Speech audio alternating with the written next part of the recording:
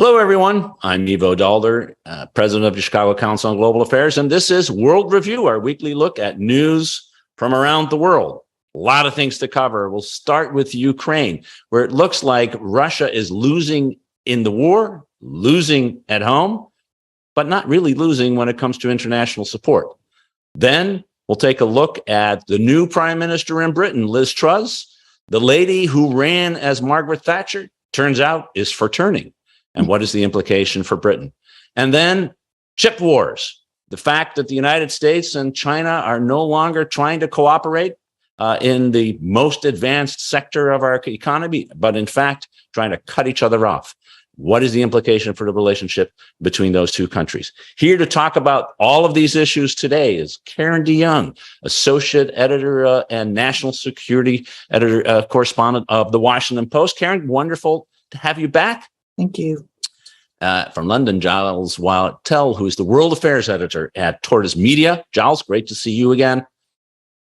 And Ryan Heath, who is the editor of Global Growth at Politico, and of course, the author of Global Insider, a podcast and newsletter. Ryan, great to have you back as well. Hi, everyone. Karen, let's start with you. Lots of stuff happening on Ukraine, but it really interesting to see that as the war is getting worse and worse and worse for Vladimir Putin, with Ukraine continuing to advance its forces, there's increasing criticism of Vladimir Putin in Russia. A report just out by your newspaper that even a very high-level official may have directly criticized Putin in a private meeting. And at the same time, a lot of criticism on the mobilization effort, which is not going very well.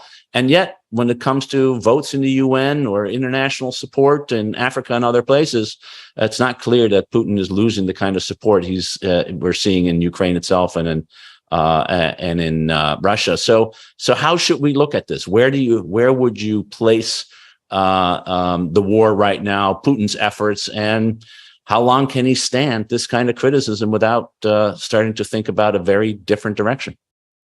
Well, I think you're right. It's been, Ukraine had sort of slid down on the list of breaking stories every day, but it's right back up there at the top again. The last couple of weeks, a lot has happened, and particularly in the last week.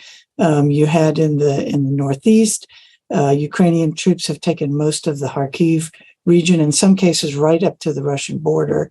They're moving very quickly into the Donbass and the areas that Putin just this week formally annexed after a vote in the Russian parliament. And now in the south, they appear to be on the verge of retaking the city of Kharkiv, which was the first city. Kherson.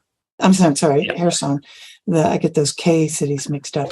Kherson in the south, which was the first major city that the Russians actually took when they started the invasion in February, and the only one to the west of the Dnieper River, the only territory west of the Dnieper River that they have. Kharkiv is the capital of the province that is one of the ones that Putin annexed this week. And, there are repeated stories of Russian troops being disorganized, retreating on the run, poorly trained, poorly led, left all their equipment behind. And the Ukrainian goal seems to be now to take as much territory as quickly as possible before winter really sets in. At the same time, the Ukrainians are taking pretty heavy losses because what the Russians have done is to run back behind their own front lines, where they're really heavily entrenched, and to start lobbing missiles at the places, the towns and the hamlets that the Ukrainians have retaken. And the Ukrainians have taken some pretty heavy losses. You mentioned the Russian mobilization of 300,000 people, this partial mobilization that Putin called for. It's still not really clear when those troops will be available, when they'll be able to move into the Russian occupied territory in large numbers, and what kind of condition they'll be in as a fighting force. There's some reports that they're going to be assigned as a kind of rear guard and to do logistical things so that the really trained fighters can move up to the front line. So that's another thing that the Ukrainians are trying to head off and gain as much territory as they can before this happens, and again before the winter sets in. You talked about what was happening in Moscow. I think sort of globally, Putin looked sort of silly for claiming territory, annexing territory that Russia doesn't actually occupy in full at the moment. And he looked to be increasingly backed into a corner with kind of narrowed options and a real fear that he would lash out and do something even more rash than he's done. I think criticism has increased from war opponents, but more importantly, I think it's increased from people on the inside. You see public statements from retired senior military officers saying this war has been really poorly executed, that the Russian troops have performed poorly. All the money that they've put into expanding and modernizing their armed forces over the past several years doesn't seem to have accomplished much. And now, as you mentioned, we have this story this morning that a member of Putin's inner circle has criticized him directly, and this has made its way into the President Biden's intelligence brief.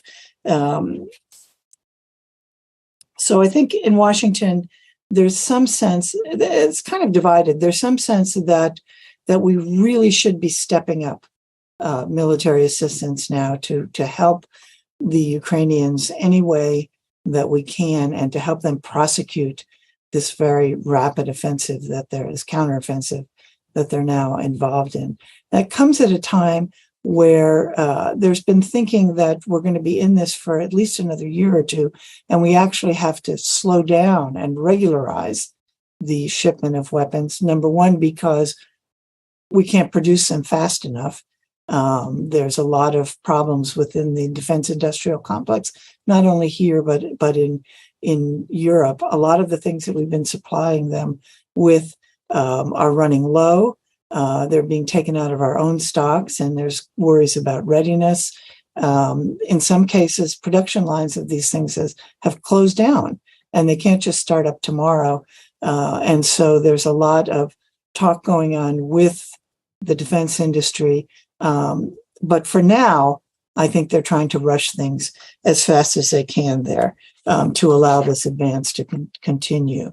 As Putin gets pushed into the corner and makes increasingly public threats, not as veiled as they were at the beginning about a possible use of the nuclear option, there's concern that he's exponentially more dangerous. And you saw President Biden this week warn of nuclear Armageddon, the worst situation, the most threatening situation since the Cuban Missile Crisis in 1962.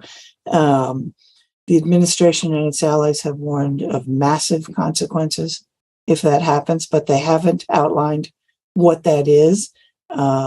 Some in Europe have said, well, it wouldn't be a nuclear response. It would be a conventional response, but it would indeed be massive. But it's not clear whether that would be an attack on Russia inside Ukraine by NATO or by the United States, which would bring about precisely the thing that we've all tried to avoid happening, which is to make this a war between NATO and the United States and Russia. You mentioned international condemnation. As soon as the war started in late February, there was an attempt by the United States to get a condemnation resolution in the Security Council, which Russia, of course, vetoed. They got 10 votes for it. Following the annexation, they just tried to get another one. And the pitch was, look, we've been talking about democracy versus autocracy. That's fine. But this is really a threat to the UN Charter.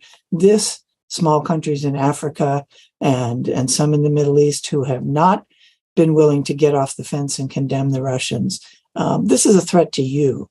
And there was a lot of hopes here in Washington that they would get more than these 10 votes, but in fact, they didn't. Russia, not surprisingly, vetoed the resolution. 4 other countries abstained: China, India, both of whom the United States was hopeful, particularly in the case of India, that they would vote for this resolution, and Gabon, which, for reasons that aren't clear to me, has consistently either voted against or abstained from every resolution on Ukraine, and surprisingly Brazil, which said, look, we don't like the way this came about. This resolution was pushed on us really quickly. We haven't had a chance to consult with our governments. And so, we're all for negotiation, which nobody thinks is a viable option right now. They're going to try a different tack now. On Monday, they've called a General Assembly, meaning an emergency session.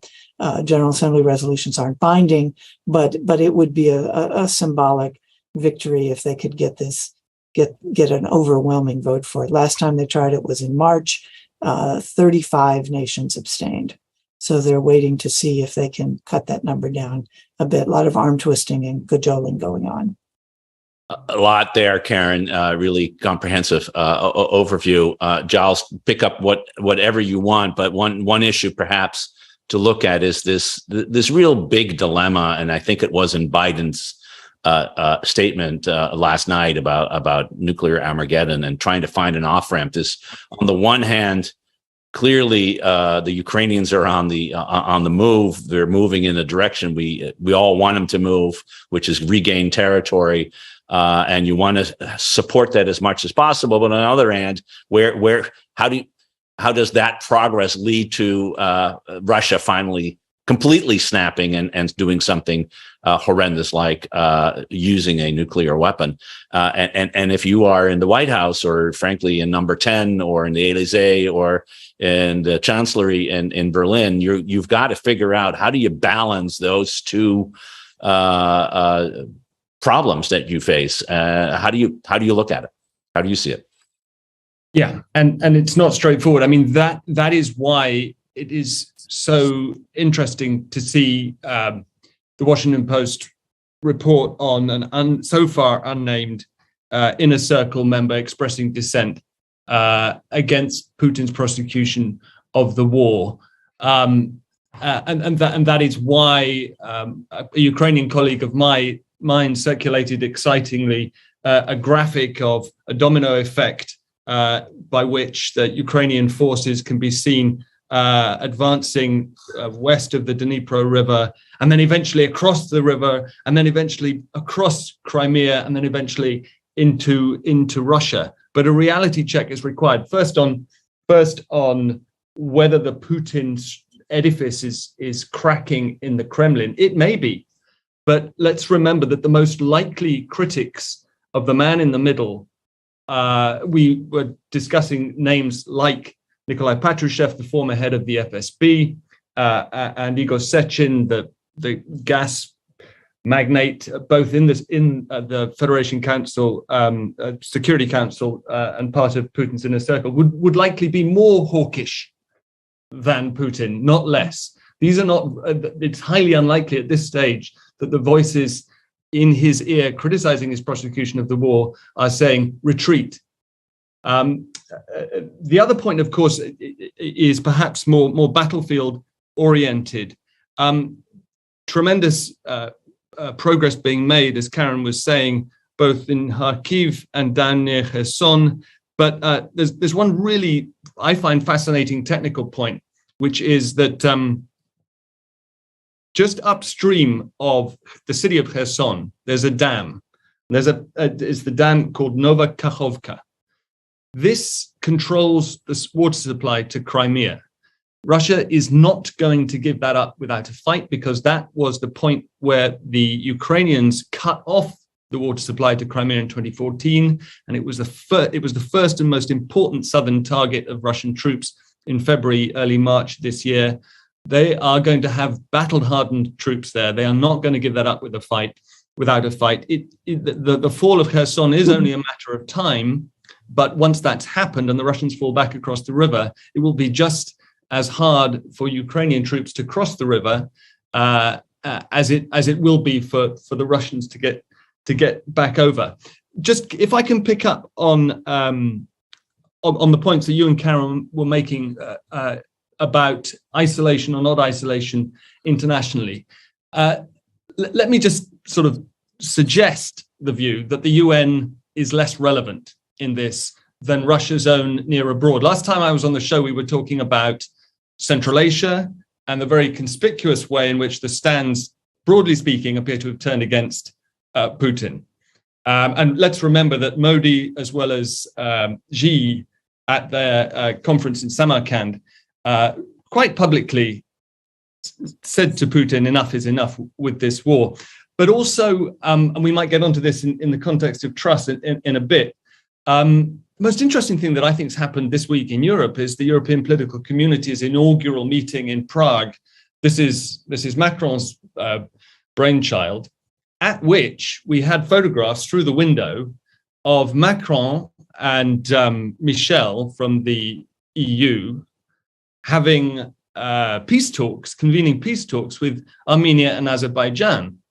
And as the caption writer said, it is inconceivable a year ago, without this war, that you would have Macron intervening in a conflict which, for the past 30 years, has been Moscow's Moscow backyard conflict. So tectonic plates in the part of the former Soviet empire that really, really matters to Putin are changing. Fascinating. I'm not sure it would have been inconceivable for Macron trying to do that, but actually succeeding, perhaps. Yes, I think that's just want to make the Can point I just there. say this? What Giles said about this dam, I think, is a really important point. I mean, right now you've got essentially two remaining crossings over the river, which are crucial for Russia to resupply the city. The parts of the city that are on the western side of the river. I think that one of them is a kind of rickety bridge, and the other is across this dam, which is about 20 or 30 miles north of the city. And I think right now they're trying to decide, we need to destroy these crossings if we're gonna fully take this area so that the Russians cannot resupply. And it's a huge decision for them. I mean, they can't blow up the dam because it would, water would rush down and all kinds of terrible things would happen. But I think that is a crucial thing to watch now, how they do that and how the offensive goes in terms of cutting off that access for the Russians. I mean, in some ways, the two really truly strategic areas that matter. One is the dam, because that controls flow of water to Crimea, and the other is the nuclear power plant in Zaporizhzhia. If the Ukrainians are able to recapture both of those, then they have territory, which is a problem, but no strategic area in Russian hands. Right. And that might change things. Ryan, I want to bring in you. You've been patient and quiet. Take whatever you want in this large set of issues, but also perhaps comment on this international standing of Russia, where you would think that if there's one thing the UN could agree on, they may not be particularly relevant, but if they could agree on one thing, is that the fundamental purpose of the United Nations is to prevent nations from using force to change borders. It's kind of where they were founded, and somehow you can't even get that agreement on that. A couple of quick observations. The UN, everything is connected. So the ghosts of Iraq and colonialism continue to come back to haunt discussions like this. You saw it in a Human Rights Council debate yesterday. Ukraine deliberately held back from criticizing China and opening up a debate on its treatment of the Uyghur population in order to try and shift debate. There's just horse trading on everything. And I think it's pretty clear that the General Assembly vote is going to go backwards compared to the March invasion votes. They're not going to get to 141 next week. They'll get more than the 100 that voted to condemn the annexation of Crimea in 2014, but they're going backwards, not forwards. And I think that's life. Look at Gabon. Like, one of the complaints of Gabon, who are the UN Security Council president at the moment, is that they absorb 4 times as much carbon as they emit. And Western countries do not deliver on climate finance. It sounds like it has nothing to do with the rights and the wrongs of Russia invading Ukraine, but that's one of the complaints they have that the West doesn't fix, and it leads to results like this. On the OPEC Plus oil production cut decision this week, okay, at the surface level, that's about the Saudis and them screwing Washington again and again. But it's also the fact that the West has not increased the price and the penalty for siding with Russia. And we have to get creative on that. A cartel is illegal in the US and in Europe. So why on earth aren't there antitrust suits? Why aren't there other forms of creative action and extensions of sanctions on the OPEC Plus members? Like, that's the sort of thing we have to start considering now. And then on the criticisms of Putin, I think it's one thing if it's a very senior member of the inner circle. But, if we're talking about sort of members and leaders of minor parliamentary committees and things like that, you got to remember Putin's a dictator, and you have to treat all of that with a huge grain of salt. If those people are supposedly criticizing the war effort and Putin, it's because they've been ordered or authorized to do so. It's not because there's just some magic grassroots revolt against Putin. People don't do a coup by press release. So, you got to be a bit skeptical about some of that. Except in 1991, they tried. In 1990, they did a coup, virtually a press release against Gorbachev, but it also failed. So, can I just? But you're right, absolutely. Yeah, Giles. Last point for you, and then we'll move on. No, I wonder if the same should be said of this slight change in tone of some of the commentary on primetime state-backed Russian TV. Whether you have the authorized critics, most of whose criticism, of course, is not focused at Putin per se, but at the conduct of the war, and whether the net effect of that is to heighten the risk of a more hawkish rather than less hawkish alternative, or to give Putin cover for the next step in escalation. Yeah, no, I think the anybody who presumes that because there is criticism, he's going to step down as opposed to step up, I think needs to reassess that. I think Giles and Ryan, those were excellent points, that the likelihood is more worse, not bad. And it fits with his personality. He's not a guy who, he's a guy who doesn't understand the first law of holes, which is that just when you're in one, stop digging. He brings out the bulldozers and start going further. And God knows what else he's going to bring. Speaking of leaders in trouble, Giles, how did you like that for a transition? Nice. Liz Truss, she's now been prime minister for 4 weeks or so. The first 2 weeks of that, she had to deal with the tragedy of Queen Elizabeth's passing and the mourning in the period. And but the next 2 weeks, it's been rare to find 2 weeks like that in British politics for any leader at any time. I think, and I'm not a historian of British politics, but I know pretty well. I can't remember anything like this. Tell us what's been happening in the last couple of weeks, and where do you see this going? A leader who is already losing support, not only in the country, which is one thing, but within her own party. Right.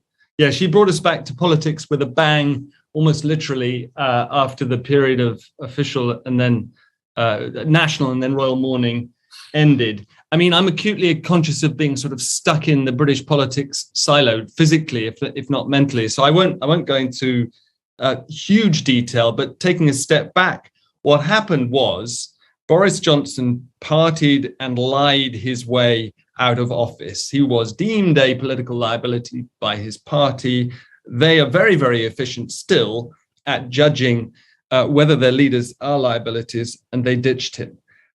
Truss then channeled none other than Johnson himself in the leadership race. And that's why she won it, because the grassroots, as opposed to the parliamentary party, as opposed to the MPs, was still very much in love with Boris Johnson. So the candidate who channeled Johnsonian rhetoric more efficiently in the leadership race, which in the final round went down to party members out in the shires, out in the countryside, was always going to win. It is possible that the whiter candidate was always going to win as well, and that there's residual racism amongst this particular cohort of elderly and overwhelmingly white Tory voters. And then And then after the period of mourning, Truss and her new chancellor, euphemistically also known as her close friend, Kwasi Kwarteng, channeled a book that they co-authored, Britannia Unchained, into this so-called mini budget or fiscal event, which turned into a fiscal earthquake. What is it, about 2 weeks exactly ago now, which was in the service of the small state, low tax economy that they'd always dreamed of, that they'd kind of been aware of growing up in the 80s, and that they felt Cameron in the coalition years had betrayed, and that they wanted to go back to. It was an unmitigated disaster for the general reason that they did not subject it to the normal treasury and non-government independent scrutiny, but for a highly specific reason too. They didn't know about what we've all spotted up on since. Spotted is an English term meaning, what would you know what I mean? Homework. Boned up. What? Boned up, yeah. Homework. Yeah, but isn't that a little bit, anyway. Liability-driven investments, right? Which I will summarize as an enormously complex derivative-based gearing mechanism that left about £1.5 trillion worth of pension funds highly vulnerable to increases in bond yields, decreases in bond prices. And when Kwarteng said on a Sunday morning interview after his mini budget, there's more where this came from. I intend to bring more unfunded tax cuts to the table, or at least tax cuts funded with even more borrowing. And I'm not going to tell you how we're going to repay the borrowing. Then overnight, Sunday into Monday, starting in the Asian markets, pension fund managers were told, and I was told this by the person who invented LDI, to sell whatever they could at whatever price. And so, and another quote from this gentleman who used to work at Merrill Lynch when he brought these instruments in 2003 was, "I cannot tell you how close we were." He was referring to the Tuesday morning, I think. He described it as 3 consecutive Category 4 financial hurricanes. And so the British pension market was within, he said, 5 hours of total collapse. So the question then arises, did this neophyte government know anything about LDI? No, not at all. Were they punished? Yes, the conference just ended. The party conference was an unmitigated embarrassment for Truss. The penultimate day was, apparently, I wasn't there. Oddly enough, Tortoise is suing the Conservative Party for more openness, and so we were denied accreditation. So we didn't have a correspondent inside the security cordon in Birmingham. But apparently that day was chaos. Senior ministers, chief among them the well-known Michael Gove, Grant Shapps, openly insubordinate towards their new prime minister, which, as you suggest, Ivo, is unheard of in a normally disciplined party. What happened then? She delivered an incredibly stilted, painting by numbers speech with incredibly low expectations, and just about bought herself some breathing space. The Bank of England has bought her some breathing space as well by promising to spend up to £65 billion on stabilizing the bond markets. But you asked, Ivo, what will happen next? Unfortunately, I say this as a journalist who likes a story. If I'm going to be grown up about this, I think that the most boring scenario is also the most likely, which is that the party chooses not to risk changing leader and being exposed to a mounting pressure to have another general election, because they are 20 to 30 points behind in the polls now. And so, uninspiring as she is, Truss will probably cling on as prime minister, possibly as long as 14 months until until the spring of 2024, by which time an election is required, and she will then lose it. It's a remarkable story of governance and non-governance that to see, and I want to I think you're right. I think the likelihood of having a fifth prime minister in 6 years, or fifth Tory leader, and therefore fifth prime minister in 6 years, coming forward is pretty small. But Ryan, she has dug a hole. I think this is now becoming our theme: how leaders are digging holes. She's dug quite a hole for herself, and it's going to be really hard to dig out of it. I think the Labour Party has gone up by something like 30 points. In 54 to 21 now. So, I mean, it is a remarkable shift in public opinion, and it's not clear how that staying on or leaving is going to change anything. So, can she hold on? I guess is the real question. She has the power of calling the election, and as long as she doesn't, I guess she does hold on. But how do you see it? She's the ultimate optimist, so she might be able to talk her way and the country into something that's a bit more optimistic than where it is now. But I think she's got one very big tactical and one very big structural problem. And like, I want to take a sort of 30,000 foot view on both those points, where tactically she has come in as a disruptor at the exact moment when Britain needs calm and stability. You know, the death of the Queen is nothing if not the onset of a late stage identity crisis. It's a country that has spent 60 years trying to figure out what it is after empire, and the Queen is just like an accelerant to figuring out, is the place going to split up? Is it going to stick together? And she just comes in and just throws fuel onto that fire. It's insane at that tactical level. And then structurally, what people sort of in a way forget about, because it's so painful to keep thinking about it, is that all of the Brexit chickens are coming home to roost here. There is no economic growth way out of this problem because of Brexit. And that's been masked by the fact that it was delayed for 4 years after the referendum. And then all of the kind of like bread and circuses around COVID and the smoke and mirrors around that have obscured the fact that there is very little growth prospect for the British economy. So if you're going to just go and have these very expensive policies and you don't factor in all the things Giles talked about, then they become even more expensive and there's no growth to pay for any of it, then it is a real dead end that she is just stuck in. And that's a structural thing that she can't get out of, because not only for just those points, but she's turned herself into the face of Brexit Britain. She didn't even vote for it to happen, and she's made herself over the last few years the absolute brand ambassador of this policy. So she can turn all she wants. She can't turn away from the Brexit fact. And that ultimately is going to be her downfall, whether it's in a month or in an election in 2 years. I don't see how she gets out of that. No, I think that's really well put, Ryan. Karen, when you are leading a country in this kind of turmoil at this kind of moment, presumably your international heft is a little down, and yet that's what she wants to do. She was foreign secretary before she became prime minister. She clearly likes being out in the world. She was in Prague yesterday at this European political community meeting that Giles was mentioning. She met with the president in New York at the UNGA. She presumably will be in Indonesia for the G20.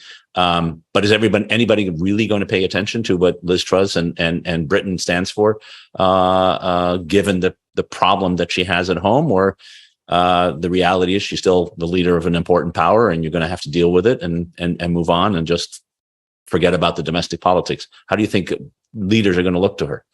Well, I think Ryan is absolutely right that Brexit will play a huge economic role in a negative sense, as it has been. It's not going to get any better. But it also left a whole lot of bad feelings between Britain and Europe, which the relationship was never great to start with. But I think that it's so funny when you talk to Europeans now about sort of global issues, about Ukraine or anything like that. If you bring up Britain, that you get interrupted and say, that's not Europe. As far as the United States is concerned, I think there was no, yes, they want Britain to be stable. Britain is our closest ally. They've been rock solid on Ukraine and many other things. But I think Truss herself is not that well liked. She is seen as very sort of self-assured. When she was foreign secretary, she was out front on many things that led people here to think that she was more interested in her political future at home than she was in being a member of the team.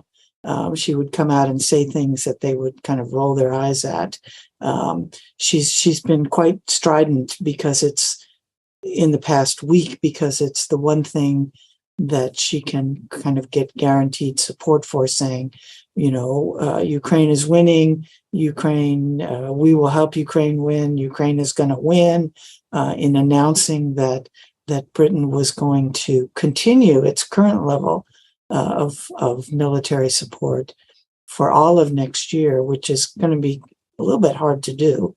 So I think that she, everybody wants Britain to be stable. Nobody really likes her very much. Yeah, no, she has not won a lot of friends in Washington. That's for sure.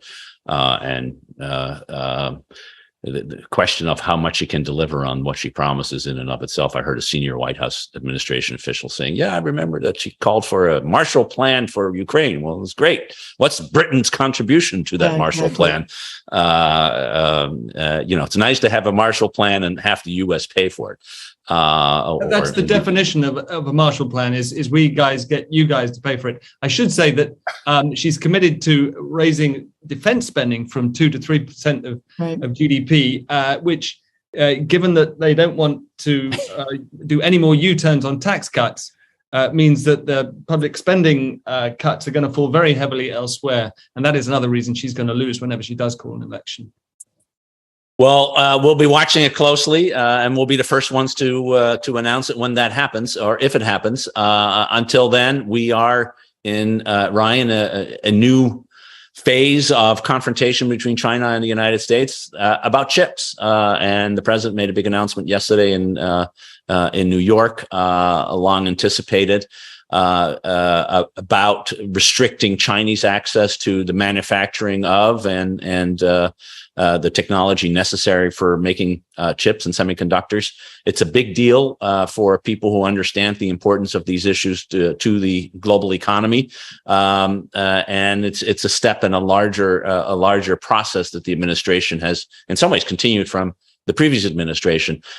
Bring us up to date about the importance of this decision and what it really means for our ability to balance competition and cooperation with the Chinese. How much can you compete on one end and still try to cooperate on the other? Mm-hmm. So America, the Congress, endorsed by Biden, obviously passed a big piece of legislation that a lot of these announcements over the past week have stemmed from. So Micron and Intel, which are the only two American companies that still make chips, basically, and IBM, which has been a long-term player in advanced computing, have made huge announcements totaling more than 120 billion to increase their involvement in advanced chip manufacturing. And America does not make advanced chips. That's something that has revolved around Taiwan and South Korea for decades now. And that's been a very strategic choice in lots of ways. And there's an upside to it. So this debate often gets reduced down to, we need to get more manufacturing jobs in America, and America is going to get back in the game. But there have been really good reasons that Taiwan and South Korea have been able to develop that industry. And that has reduced a lot of the risks for these big American companies, where they've been able to specialize in chip design and other things and offload the risks and the costs of producing chips, which have become much more expensive over time as these products have become more complex. And a lot of American companies probably would have failed if they'd been forced to continue carrying on this burden of making these chips. And when I say it's complex, I mean it's really complex. Some of the machines that are used to make these chips have 457,000 parts in them now. And if you had to take on that burden, American companies like Qualcomm and Nvidia may never have gotten off the ground and become the successes that they are if they'd had to face that manufacturing burden from the beginning. And the fact that America has been able to keep all of this production in allied countries has helped really shore up its position in Asia vis-a-vis China. which brings us to the risks now with China. China could steal IP all day long, every day, and probably still wouldn't catch up very quickly in this advanced chip sector because it's so complex. And if the US decided to choke off China entirely, as it has done with Huawei specifically, but if it tried to do that more broadly, it might force China into its own sort of Sputnik moment, where China really does have to independently develop this advanced chip sector and catch up. And that might not be in US long-term interest. So there's a lot of these sort of calculations at stake. But two final thoughts I would say are diversification in the chip sector is probably a good thing because it's become so expensive. It's become very concentrated over time. So it doesn't hurt that America gets into the advanced chip game. And the other thing is not to freak out. America faced big challenges in this sector in the 70s and 80s from Japan and it overcame them. It outlasted the Soviets on chips. It's one of the reasons why Russia is doing so badly on the battlefront in Ukraine right now. The Soviets never fully developed a semiconductor sector, and Russia's never been able to catch up since then. It was forced into copying the US, so it always stayed behind. So there are some advantages to continuing to have some of these links with China and forcing them to remain behind the US rather than eventually catch up via their own independent means. A lot of different threads. I'll stop talking now. But the point is, broadly good what's happening this week in the US, and no one needs to freak out that China's going to catch up tomorrow. Karen, you freaked out? I don't know. There are people in Washington who are freaked out about this for sure. And the CHIP Act that was passed by Congress that Ryan started out with was really fundamentally about we're losing this race against China and we need to come back, as well as we are vulnerable. What happens if Taiwan is occupied or the semiconductor facilities there are being bombed? How do we deal with the consequences of that? That's kind of behind it. But how do you see it? This is not an issue I know a whole lot about. And in fact, I just learned a whole lot from Ryan. One of the questions I had was, when you listen to people in the defense industry and they kind of say, boy, we're supposed to really ramp up this stuff, but it's going to be really hard. Number one, we can't get the personnel to do it. Number two, the supply chain situation is so bad, we can't move as fast as we should. And I wondered if those issues affect this industry. I mean, how is it possible in this day and age and at this particular moment with all those problems that we have of getting qualified people to do things like that, let alone getting the money, but also getting the supplies that you need. Are those impediments at all? Yeah, one of the big problems, Karen, is that the growth in demand for these chips is so great that the supply chain problems we've seen over the last couple of years aren't the case of the whole thing jamming up or things being stuck in ports like with some other goods. It's that no one globally can keep pace with the demand, basically. So that's why it helps to have the US decide that it's going to invest more and do a bit more central coordination of it, because markets, private capital itself might not mobilize as efficiently and easily to deal with all of that. You do need a bit more central planning, I think, and skills. They don't arrive overnight. So yeah, it's going to take a while for this to happen. So those announcements you saw this week, they sort of use 10 and 20-year timeframes for the commitments because it's not going to happen in the next 6-12 months. It's longer term than that. Giles, finally to you. There is a worry, and when I talk to friends in Europe and in Britain, including in Britain, that there is a degree of protectionism in the way the United States has been dealing with some of these issues in the Inflation Reduction Act, particularly on cars and EVs and batteries, which require a high level of North American content. Now in the chips, the subsidization, which is really what this is, of creating a domestic chip infrastructure beyond what we already have. Is there a worry in Europe? Do you hear it that this is all leading to unfair competition and that the Europeans are being crowded out from a critical sector in this competition between the United States and China? Or is there the similar concern about China and making sure that there needs to be sufficient investment in Europe for this advanced manufacturing and technology sector that in some cases has also been delayed, or in Europe there's not as much capability, although there's a Dutch company that is particularly good for manufacturing these advanced systems. But how is the European debate evolving on this? Look, I'm no expert, but as far as I'm aware, the concern is shared. The debate was had actually during the Trump years.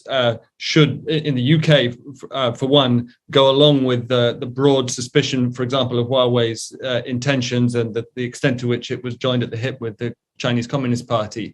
That debate has basically happened in the UK. And the conclusion is similar to the US one, which is let us restrict their investment as far as we can. You mentioned the company in the Netherlands. I think there's not so much concern about being shut out by American protectionism as hope that the Europe will still be included in American friendshoring. Isn't that the term of the day? And so we may live in delusions, but that is still, I think, the hope. I think just one quick observation. Am I right that a large portion of the 56 billion earmarked for US chip development is actually for R&D as opposed to manufacturing? So is there a whole new generation of even more complex chips in which, as a result of this, the US is going to lead the world? In short, yes. So what the US has always stayed good at is the R&D and the design of the chips. So kind of the really high-end, high-value stuff has always been American, and you have to invest a lot to keep that advantage. And so I think that's what they want to make sure China never, ever catches up on. And then the manufacturing is the sexy domestic political messaging, but it's the more minor part of this whole package, basically. It's all about a new form of competition. It's been around for a long time, as long as we had nations involved in economics. It's now in the chip space. Ryan, thanks for so much for elucidating all these issues for all of us in clear English, which also helps. Giles, Karen, Ryan, thanks all for really an enlightening discussion about some of the big issues of this week. And we'll be back. We didn't solve any of them, but we weren't supposed to. We just figure out where they were moving towards. And with that, I just want to wish all of you a very good weekend. Thanks all for watching and tuning in. And we'll be back next week with another edition of World Review. Until then, bon weekend.